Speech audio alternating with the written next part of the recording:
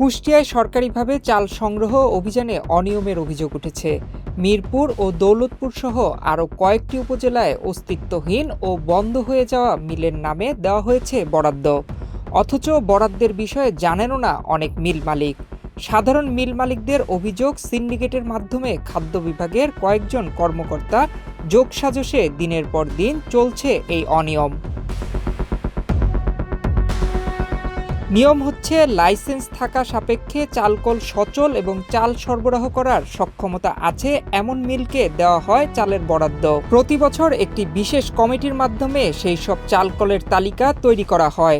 বরাদ্দ পাওয়ার পর চালকল মালিকরা খাদ্য অফিসের সঙ্গে চুক্তি করে চাল সরবরাহ করে থাকে। লোকসানের বোঝা মাথায় নিয়ে প্রায় ৫ বছর আগে বন্ধ হয়ে গেছে কুষ্টিয়া জেলার মিরপুর উপজেলার নিমতলা এলাকার শেখ রাইস মিল। মিলের স্থাপনা ভেঙে সেখানে এখন চলছে চাষাবাদের প্রস্তুতি। সেই মিলের নামে বরাদ্দ দেওয়া হয়েছে ১২ মেট্রিক টন চাল। আবার একই এলাকায় বাসনা রাইস মিল বিক্রি হয়ে গেছে ৪ বছর আগে।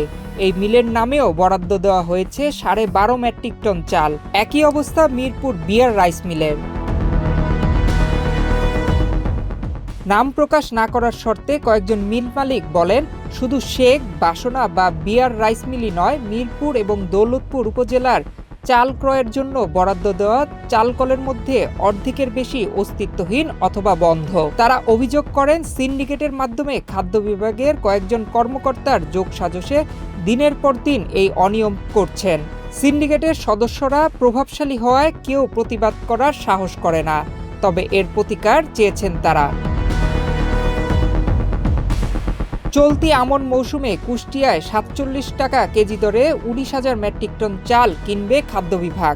আগামী ২৮ ফেব্রুয়ারি পর্যন্ত চলবে সংগ্রহ কার্যক্রম।